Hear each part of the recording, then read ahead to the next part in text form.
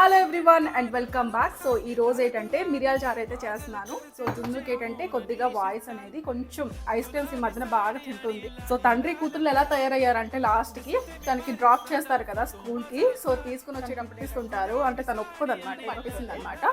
So కొంచెం మిరియాల చారు కానీ చేసి పెట్టానంటే కొద్దిగా పర్వాలేదు, సో రిలీఫ్ అవుతుంది. పిల్లలు అంతే కదా, ఐస్ క్రీమ్స్ చాక్లెట్స్ అసలు తనకి నచ్చదు, కానీ ఐస్ క్రీమ్స్ మాత్రం చాలా ఇష్టంగా తింటుంది. నేను చింతపండుని అయితే నానబెట్టేస్తాను. చిన్న పిల్లలు మరీ అంత ఘాట్గా అయితే చేస్తే తినలేరు కదండి, అందుకే 1 స్పూన్ వరకు ధనియాలు, జీలకర్ర, మిరియాలు అయితే వేసుకోవాలి. సో కొంచెం కరివేపాకు, వెల్లుల్లి డబ్బులు వేసి కచ్చా పచ్చాగా అయితే ఇలా దంచేసాను. సో తాలింపులు ఏంటంటే కొంచెం ఆవాలు అలాగే కరివేపాకు వేసి ఫ్రై చేసిన తర్వాత ఈ మిశ్రమాన్ని కూడా వేసి ఫ్రై చేసిన తర్వాత చిటికెడు పసుపు వేసుకోండి. సో దీంట్లో ఏంటంటే చిన్న నిమ్మకాయ సైజ్ అంతా చింతపండు అయితే నానబెట్టాను కదా, ఆ రసాన్ని వేసుకొని ఇంకొంచెం తగిన నీరు వేసుకుంటూ సాల్ట్, కొత్తిమీర అయితే వేసేసి 3 మినిట్స్ వరకు మనగరిచ్చేస్తే సరిపోతుంది. దీంట్లో ఒక చిన్న చిటికెడు బెల్లం కూడా వేసాను. చాలా